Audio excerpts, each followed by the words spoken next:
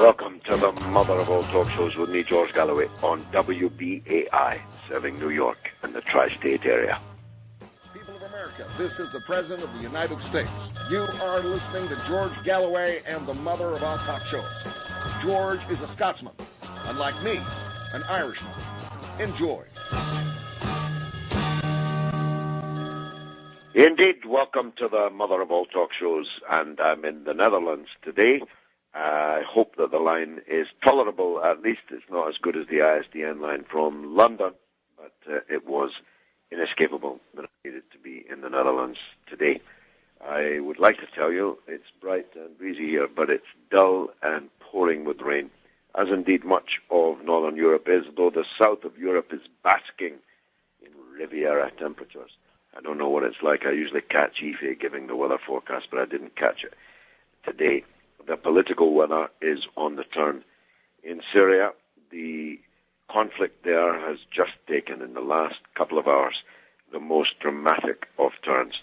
A suicide bomber has killed several of the leaders of the Syrian regime, including the highly influential brother-in-law of the President Bashar al-Assad. The defense minister has been killed in the explosion. The interior minister has been wounded, we don't know how badly, and the head of the country's intelligence corps has also been wounded, we think, fairly seriously. So it's the ball on the slates, as we say, in the streets of Glasgow and in Scotland.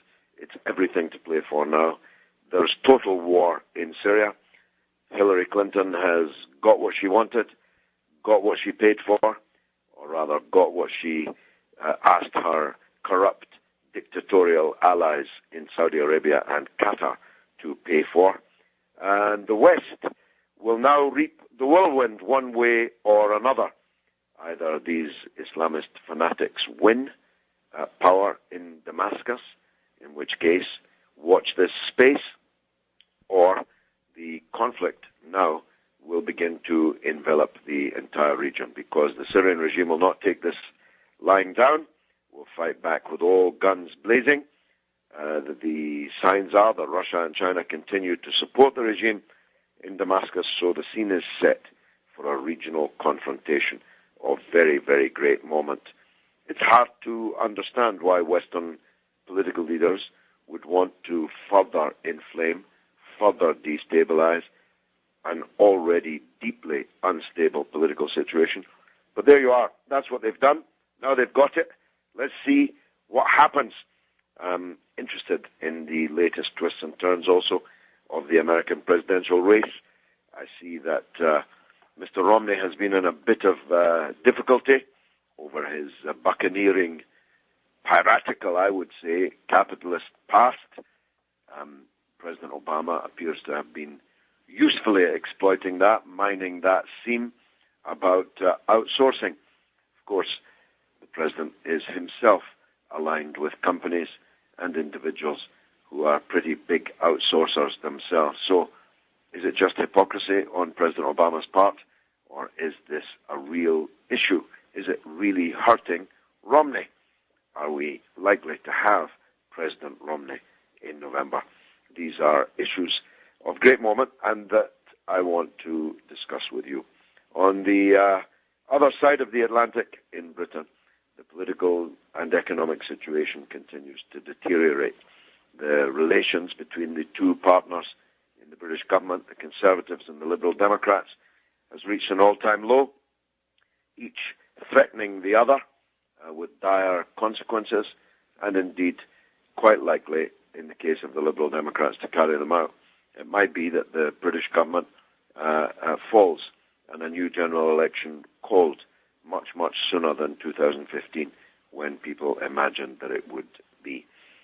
So, politics, economics, international affairs, elections, that's my food and drink. If it's yours, call me. It's 212-209-2900. That's 212-209-2900 to call me to join in the great debate. As always, our wonderful Aoife is handling all the calls. If not for her, we wouldn't wouldn't have a show at all. Aoife, do we have a first caller? Yes, you have E from Kings County. E in Kings County, welcome back to the show, my friend. Good day to you, Mr. Galloway. And you, sir. I sent you an email first and foremost. I just want to mention this real briefly. It was about the film Thrive. It was a YouTube link. I hope you get the opportunity to check it out. I hope so, brother. I did see it. Thanks. Okay. A two-part thing I'd like to very quickly say about abortion, and then I have a question for you. Yeah. Because I wanted to bring this up actually like 2 weeks ago, but I never got a chance to actually speak to you. So here goes. My point of view on abortion is that personally, I'm not approving of it. However, I see from my experience, and I've dealt with many young girls and women, that they sometimes they can't cope with the situation they find themselves in. You know, the unprotected sex and things of that nature. We all have education on that, and we all know what it is. And for some women, when the reality of them hit them that they can become pregnant or they are in fact pregnant, they just can't deal with the reality. It could be a situation where their parents would be outraged by it, or they just feel a sense of personal guilt and shame, and they're not provided with the necessary counseling or services to help get them through it. And then the other side of it is sometimes, like in we have many rural parts of this country where there's a lot of hardcore fanaticism, you know, against abortion and for the the pro-lifers and things of that nature. But that's more political in nature because they only care about the unborn. At least that's the position. When the child is born, these same people that are foaming at the mouth are political fanatics, these evangelist tent politicians. You know, it's all a front because they get on there and they're busying themselves, even as we speak, with eliminating services for these women or for women, period. You know, we have an all-male panel that's deciding women's issues in this country. You may or may not have seen them. But in any event, there is a thing where when the child is born, there are no services. They don't want to provide them schools, no health care. I've often found that many of the most virulent campaigners against abortion are also virulent supporters of the death penalty, which I always thought was a pretty peculiar paradox. But it's undoubtedly also true that the people on the right who dress themselves up in anti-abortion, pro-life clothes, very often their concern for the young life involved ends at the moment of delivery. They couldn't care less if the child then lives a life of ignorance and penury thereafter. But that doesn't persuade me that abortion is morally correct. I believe that it's morally repugnant. It is the killing of an unborn child. It is the killing of an entirely helpless being. And that's why I never bought the argument, which is prevalent amongst leftists and liberals, that this was purely and simply a matter for women, because somebody has to speak for the unborn child. Somebody has to advocate and proselytize on its behalf, and you simply can't say that the mother can basically divest herself of the unborn child because she can't cope. Because can't cope has there's a big scope in that phrase. Can't cope. Similarly, the argument that a woman's health will be affected. In what way affected? And how badly affected? And for how long affected? There are circumstances in which abortion is unavoidable. I'm absolutely sure about that. And I'm not arguing that abortion should be outlawed, because I know that it would continue, and it would continue in the back streets, and few, if any, of the unborn children would be saved, but many of the mothers would be lost, and a criminal underworld dealing in abortion would develop. So I'm not advocating a change in the law. but I am saying that we should unrelentingly struggle to persuade women that this is a morally repugnant thing to do. You should not do it, except in the most extreme circumstances. And we should argue that the state has a real responsibility to support women and children, not to abandon them as soon as the children are born. I always thought that abortion, and euthanasia for that matter, were the ultimate in capitalist policies, because basically they wish to rid us of inconvenient life. And I think that's something I can't accept. Thanks for the call. Have we got a second one? Yes, you have Omar from the village of Harlem, as he puts it. Brother Omar in the village of Harlem. Yes, it conjures up such a wonderful vision to me. Go ahead. We've renamed our beautiful community the Big Mango because we feel that here in New York it's the sweetest of them all. So New York's the Big Apple. We're here in the Big Mango.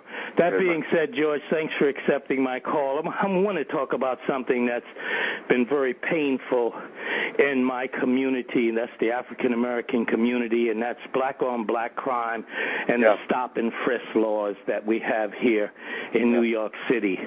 The sad part about it is that a lot of the young brothers between the ages of, let's say, in their early teens to 26, being stopped and frisked as we speak. And the majority of them, they find they don't have any weapons. Many of them, they don't have a criminal record. Yet a lot of them are humiliated in front of their friends, some in front of their families, brought down to the precinct only to be booked and fingerprinted and this, that, and the other, and find out that they're not guilty of any crime whatsoever. Yeah. And on the flip side of the coin, we have a lot of knuckleheads in our community, for lack of a better terminology, that find it very macho to pick up a gun and shoot and maim their fellow citizens. And I understand that a lot of this is going on in Europe, where they're having a upsurge of violence amongst young people. What's the solution to all of this, George? You're a very learned man, and I respect your opinion. What is the solution? Is it more jobs? Is it more education? Is it all of the above? Is it a lack of? I think all of the above and more, actually, Brother Omar. Thanks. I'm not actually learned. I might be smart, but I left school at 16 and went to work making car tires. So learned I'm not. And neither do I know the answer definitively to your question, except it must involve all of the above and more. Let me sketch it first.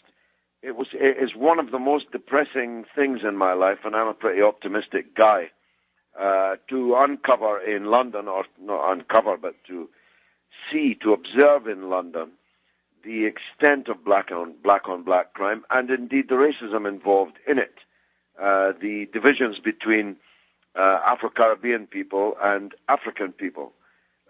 It's simply beyond comprehension for me. But it's real, and it's causing blood to flow in London and other places. Kids are shot over trainers, over sports gear. Kids are knifed and killed in sales in the shops in the rush to get the latest tracksuit or training gear.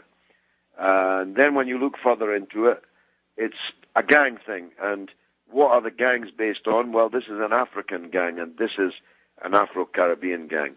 And then, of course, there's the drugs issue overlaid on that. I'm unbelievably depressed about that. And it's a real problem I have in my own constituency in Bradford. Another very depressing issue, which is small at the moment, but I'm worried that it's going to get bigger, which is conflict, or tension rather, at this stage between some sections of the Asian community and some sections of the black community. So it's clear that racism is not just a white thing. It's clear that black kids are killing each other and stabbing each other in your country and in mine. And you cannot if you come from the kind of political, ideological background that I do, separate that from the existence of mass unemployment amongst these communities, poverty, relative poverty, that is, amongst these communities, and the lack of effective political role models. It's not as true in the United States as it is in Britain, but it is truer in the United States than it used to be, that the politicization of the black community, which occurred in the 1960s and in the 1970s, has dimmed a very great deal, certainly in Britain.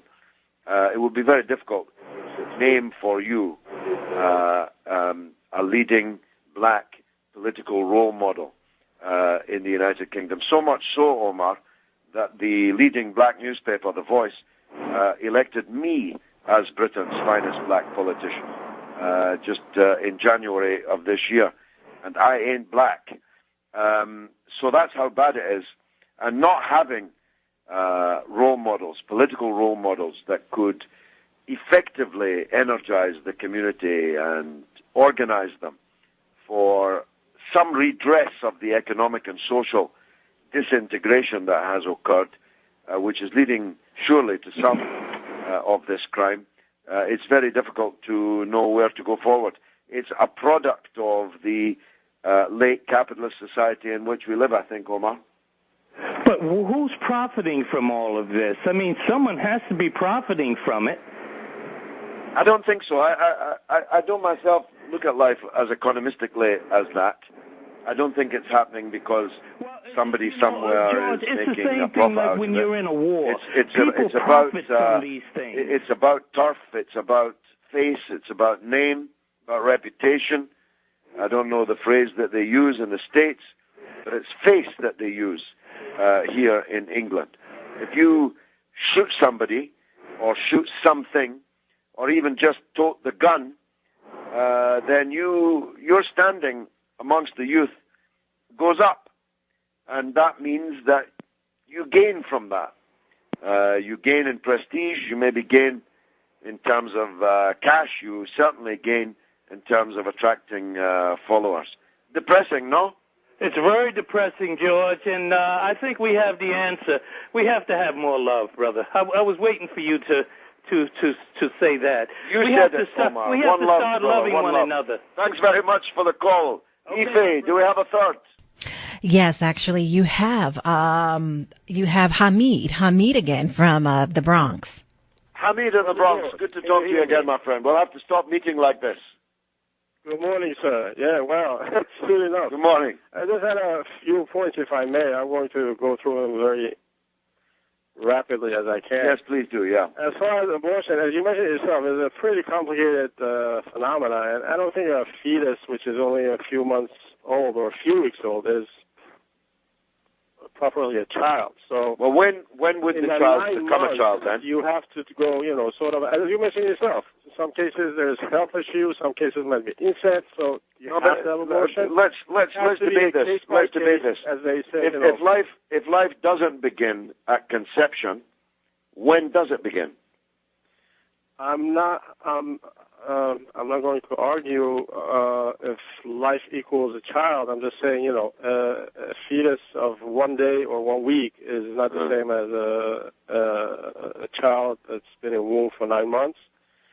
And so is a child that's 1 week old and we have less of a child than a child that's in our body 6 weeks old? We will have a very different attitude. So, Anyway, all right, go on. I'm sure you didn't mean to engage me in that philosophical point. But if you did, we could spend the next couple of hours on it because, frankly, there's no logic in what you just said.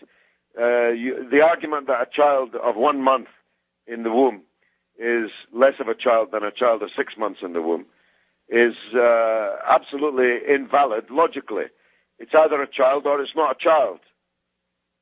But anyway, go on. What's your second point? You mentioned how the weather in south of Europe is very nice. It's also, the class struggle, the miners in Spain last week, they came out in thousands, and it was very, it's almost made some folks think back of the 30s. So almost a revolution in Spain, yeah? Well, Spain, the miners have, even when Franco was in power, they had a heavy punch. Sure, the and even Asturian miners were punch and, you know, in the front line of the fight for freedom in Spain, yes. Yes. One third before last, I think, and I really don't mean to be political with you, but in regards to the events in Syria and Middle East and Iran and all that, and I think this sort of a left populism that sees all the bad from outside and has a very populist, devoid of any class analysis of the power structure within those societies. Yeah.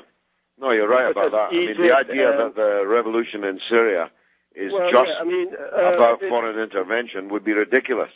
It's in part a response to the brutal dictatorship of 40 years in Syria. Assad is not Gaddafi or Mubarak or Ben Ali. They have a no, he's not. He's different to them. He's different to them. And that Air Force is in the middle of a tinderbox. So everybody should be very, very careful. As you might recall, a few weeks back, Turkey was very inclined to put along the NATO alongside with it, and you know, and NATO was saying, not so fast. You gotta, you know, they apparently they have some caution. If they know any better, they. Well, look, Hamid, you and I are both old enough to remember the days when the United States and Great Britain gave money and weapons and diplomatic and political support to a guy called Osama bin Laden and his group, which became Al-Qaeda. And they gave these people all these weapons and all this support in order to defeat the then Soviet Union. Then they discovered that the Frankenstein monster that they had created was indeed a monster. And one of the characteristics of a monster is that it's out of your control once you've made it. And that's exactly what happened. Now, believe me, if you never believe another word I say, the people that Mrs. Clinton is helping into power in Syria right now will cause you exactly the same soul-searching and grief as the people that you helped into power in Afghanistan. You are making a very, very big mistake. You are so absolutely correct. I think the new terminology that was added to the English language based on that historical experience was the term blowback. Yes, blowback. I don't think that term absolutely existed in English language. Stand by for the blowback, Hamid. Thanks for the call, brother. This is the mother of all talk shows. This is George Galloway, serving WBAI and the tri-state area therein. I did not have sexual relations with George Galloway. This is George Galloway and the mother of all talk shows.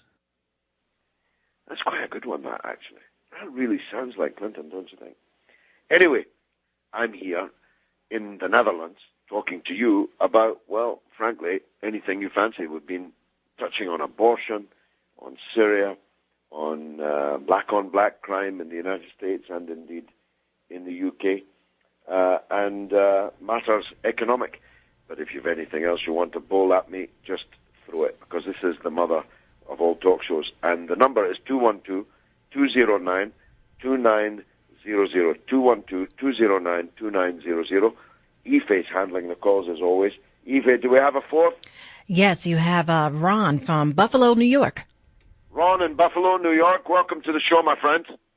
Yes, I have a couple of points. I was going to talk about Syria a little bit, but first, since the abortion thing was brought up, you mentioned that you don't see a difference between 1 month or 6 month or whatever old fetus. Well, I don't know if you're aware, maybe not, that most of the scientific community says that when viable life begins is a very subjective thing, and that because of the involvement of another party, mainly the woman who is carrying the child, that this should be it's more of a personal moral philosophical argument.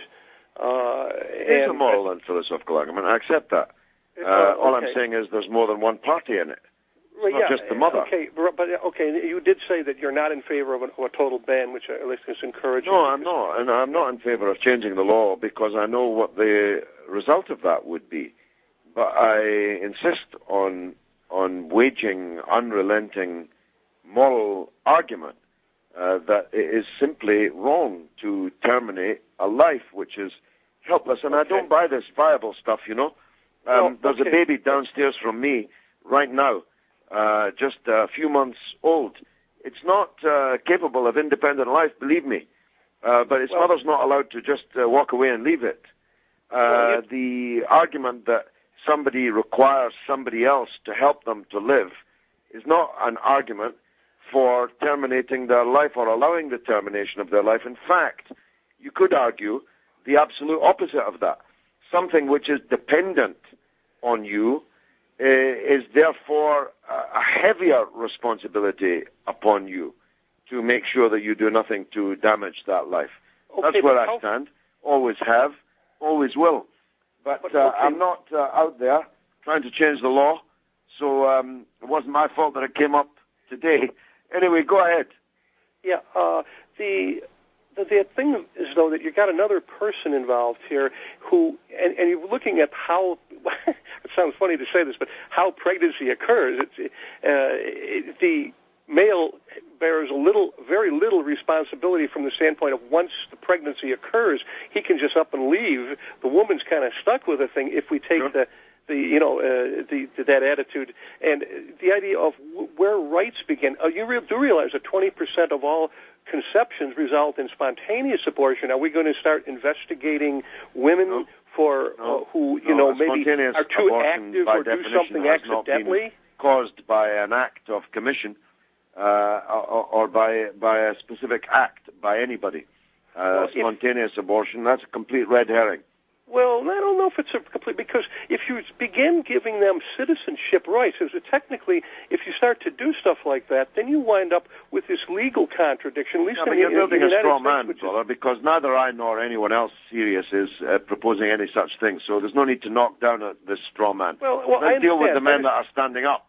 Yeah, okay, I understand what you're saying, but at least in the American tradition, maybe I think England relies much more on the common law. But in the United States, we are starting to get, as corporations become more powerful, and we have all these laws coming in that seem to contradict each other. And at least in the American tradition, there's a fear amongst a lot of people that if you have too many contradictory type setups where, spontaneous abortion is okay because it's not really that, but so in those cases we don't give them citizenship. We don't need to do an investigation to find out if the woman was at fault, but we're going to give them citizenship in other aspects. And I mean, you start to get a kind of a plethora of contradictions, and it's not just the abortion thing. That's just one issue. You have all these corporate laws that conflict with human rights and civil rights, and so some people are a little bit worried. It may sound like an abstract argument. Some people are a little bit worried about the idea of if you start to give citizenship rights to an individual that is still totally dependent on a woman and being inside of her actual body. We've all been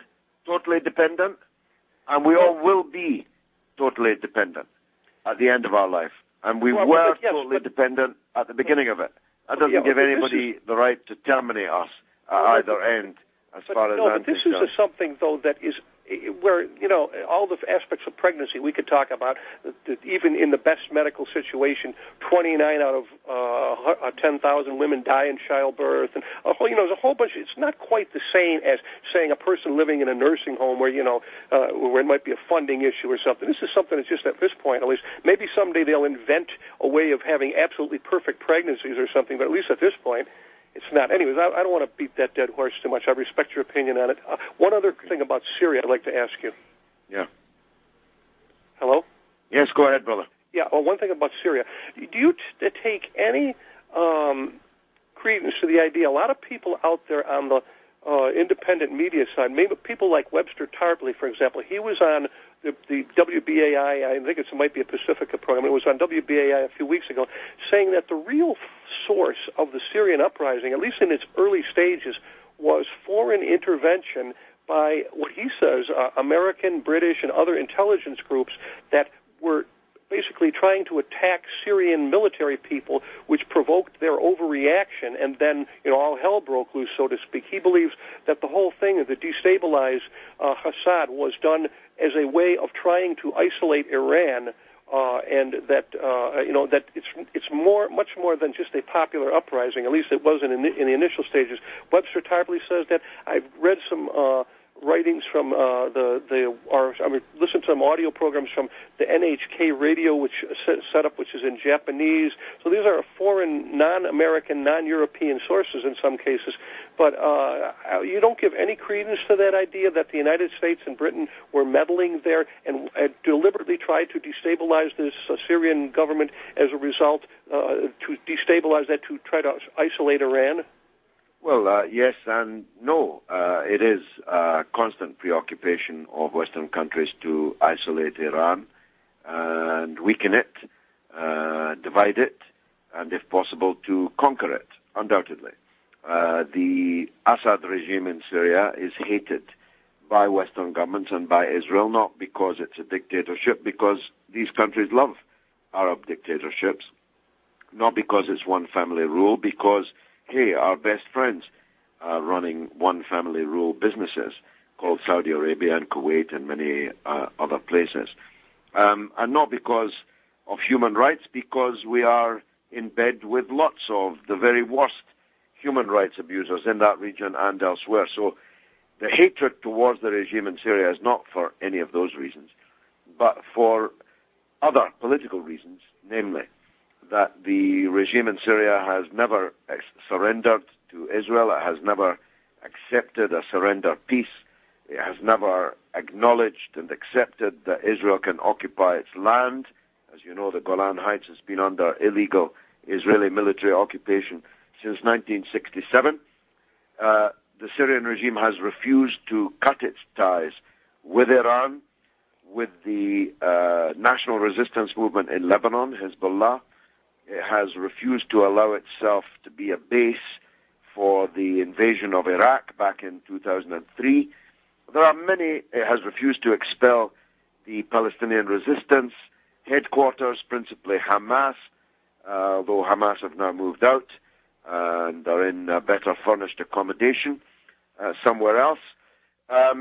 So these are the reasons why the West hates the Assad regime. However, these are not the reasons for the revolution. The reasons for the revolution in Syria are the same as the reasons for the revolution in all the Arab countries, which is, namely, that the age of dictatorship in the Arab world is coming to an end and has to come to an end. The Syrian regime is a brute dictatorship, no doubt.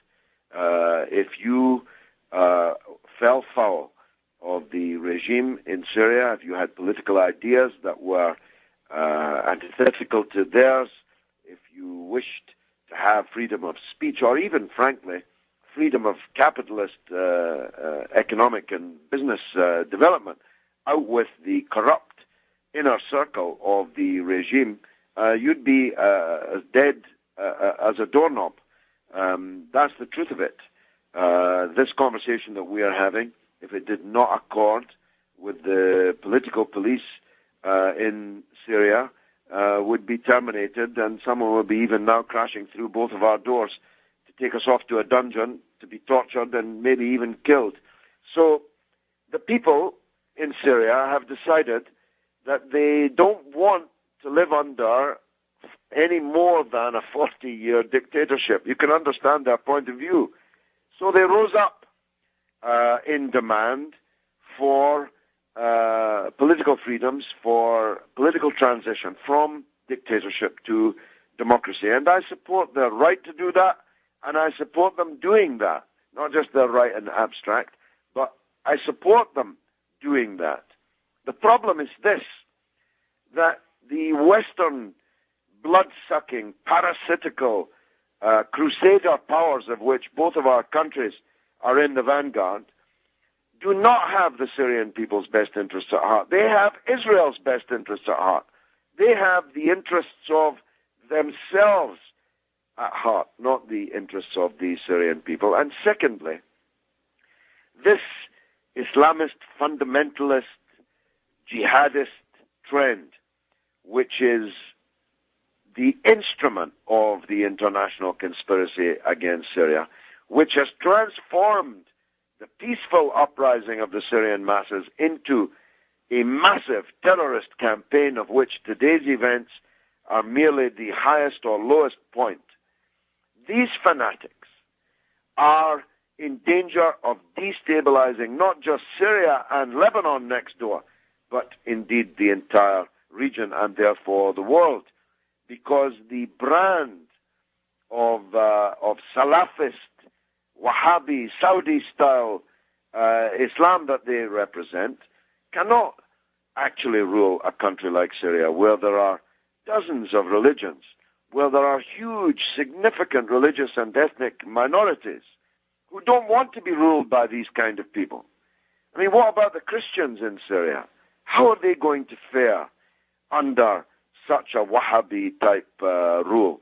Christians in Syria have the best position of any Christians anywhere in the Arab world. What about the Shiite minority, who are known in Syria as the Alawite people, who are a minority, but they're a very big minority? How are they going to live under this kind of Salafist, I think dictatorship is what it would eventually end? How are the Kurdish people going to deal with living in an Arab Sunni Muslim fanatic state?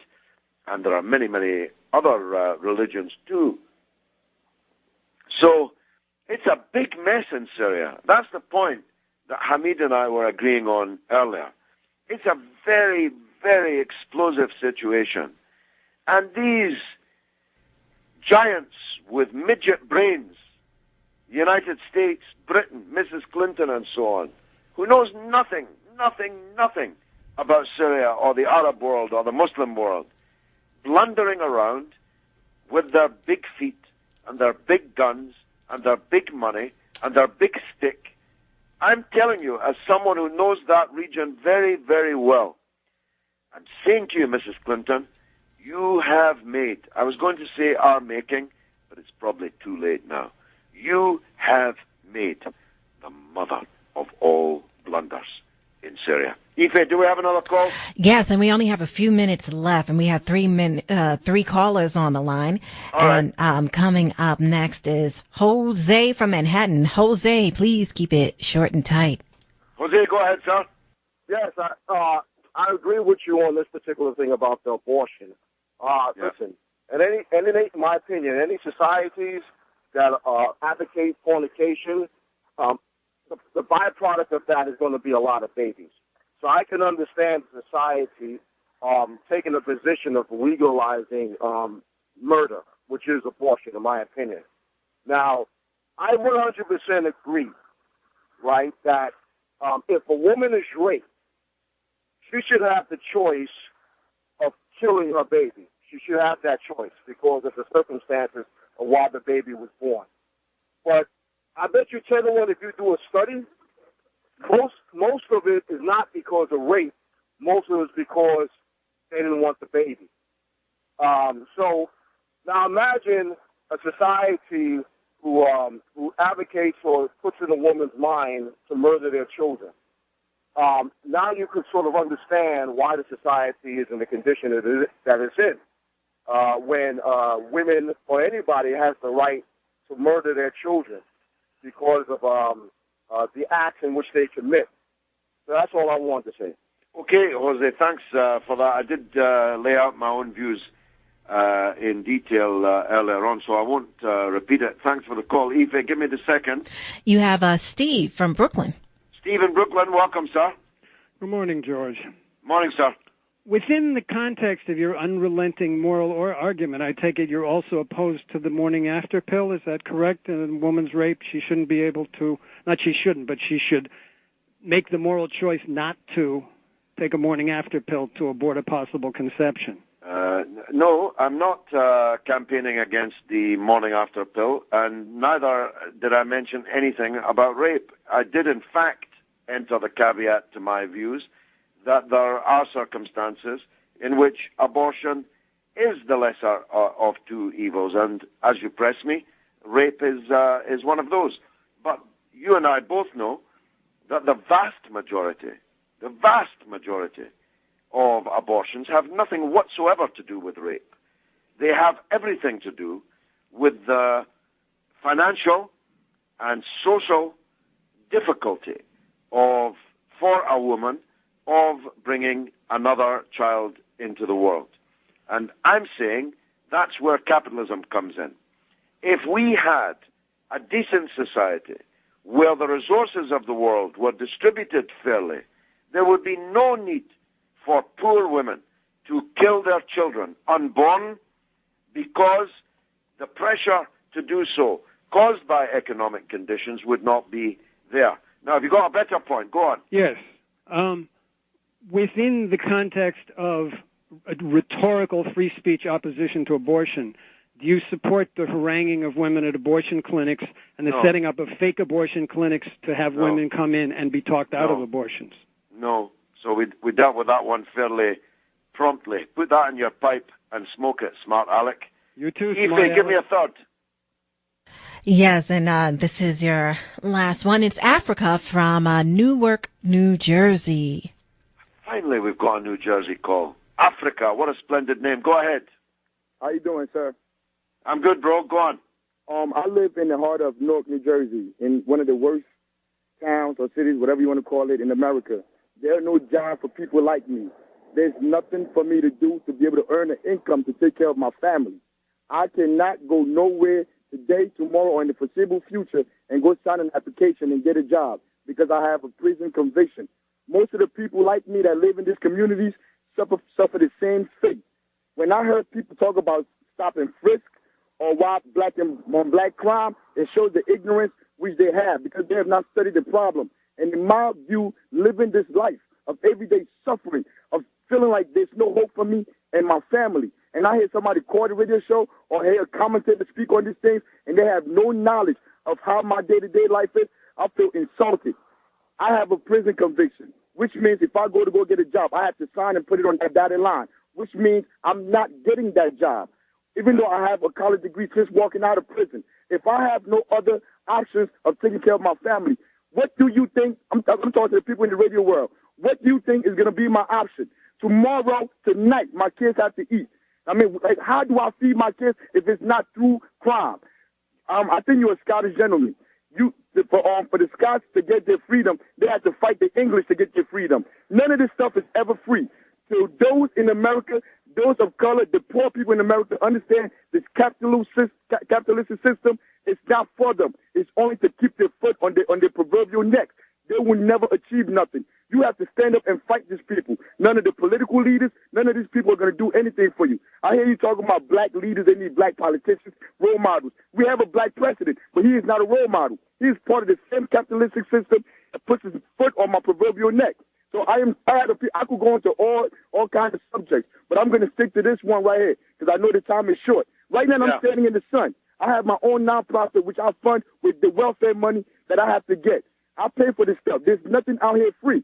And I do this because this is the only way to keep the kids out of trouble, by giving them social programs. This is the name that I came up with. These are all in social science books. If you read, if you study history, you see all these things in the book. But people don't. People are lazy. They're ignorant. They're stupid. Well, they're not lazy, those that come on this show, and you're a pretty good example of that. That was as vibrant, as dynamic an intervention as we've had all day or any day, and I thank you for it. In Newark, I wish I could wave a wand and solve your problem. You know I can't, but I do have to have cognizance of the problems that WBAI has, because we have to raise the money to pay for the station, to provide a platform for the kind of conversation that you just had with me and that I have just been having with all of you over the course of the last 45 minutes. So Ife has some fundraising ideas that she needs to pitch at you now, and I need you to keep listening, and I need you to respond. Ife, tell us what you've got this week. Well, we're still offering the CDs because it went so well. last week is the George Galloway, is nothing but George Galloway. Let's put it like this. It's George Galloway 3 CD selection, and it can be theirs for $75. You have George Galloway Goes to Chicago, George Galloway Goes to Washington, and George Galloway Goes to WBAI, which was last year when you came here to New York with Dr. Richard Wolff. So you have that 3 CD selection for $75, and then also George Galloway, Christopher Hitchens, the debate, which you called what did you call it last week? The Grapple in the Apple. The Grapple in the Apple, and that's an incredible debate, and It that's was a 15-round between two heavyweights, definitely. And it was actually moderated by Amy Goodman, right? Amy Goodman, yeah. It was a pretty historic debate. Some people say it was one of the debates of the century. Well, I saw it, and it was pretty intense. And then also you have the George Galloway WBAI archive collection. So straight from our archives, it's $100. As George Galloway Goes to Washington, the same ones I just gave you: Washington, Chicago, and the George Galloway Richard Wolff. And then there's also a DVD. Palestine is still the issue, and that can also be theirs for $100. So if they love what you do every week, I urge people to get on the line and call 212-209-2950. Right now, we only have about 10 minutes before we have to head on out of here. So he takes a time out to take your calls during the first 45 minutes of his show, and then we're trying to get the money in. So appreciate the fact that he still does his regular programming. And I urge y'all to get on the phone right now and call 212-209-2950 and pledge your support to the mother of all talk shows. Let George Galloway know that you appreciate what he does every week, 9 a.m. Wednesday mornings. And you can get either, like I said, the 3 CD selection, $75, the George Galloway, Christopher Hitchens debate for $50, or the archived collection for $100. So we need Fabulous. So what number do they call? 212-209-2950. 209-2950. You have to call that number, folks, or this show's going to perish. I don't get paid for doing this. Indeed, it costs me money to do it, and I'm ready to make that contribution. I'm ready to give my breath, even though I'm a little bit under the weather health-wise today. With a bad chest. I came on the show because I don't want to let you down. So I'm doing everything that I can. And I need you to respond, really. I need you to donate. And the number is there. We want to hear telephones ringing.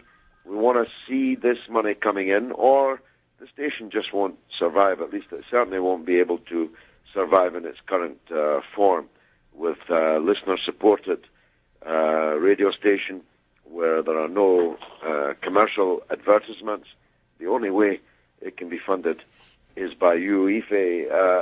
Are we getting any calls? Have we got any calls on the line? Well, there's one person on the line, but there's room for 15 calls, so we need more people to call up right now, because we only literally just have a few moments with you doing this. So if you're going to do it, you need to do it now, because actually you're not on next week, George. So we just want to tell people this is it for George Galloway's show, the mother of all talk show. So either get it now or that's it. So we need you to get these 3 CD selections, like I said, for $75 to George Galloway Goes to Chicago, George Galloway Goes to Washington. Can you tell them exactly what they will hear on these DVDs? Well, briefly. These are speeches I gave. I came to the United States in 2005, and I gave the U.S. Senate a good beating.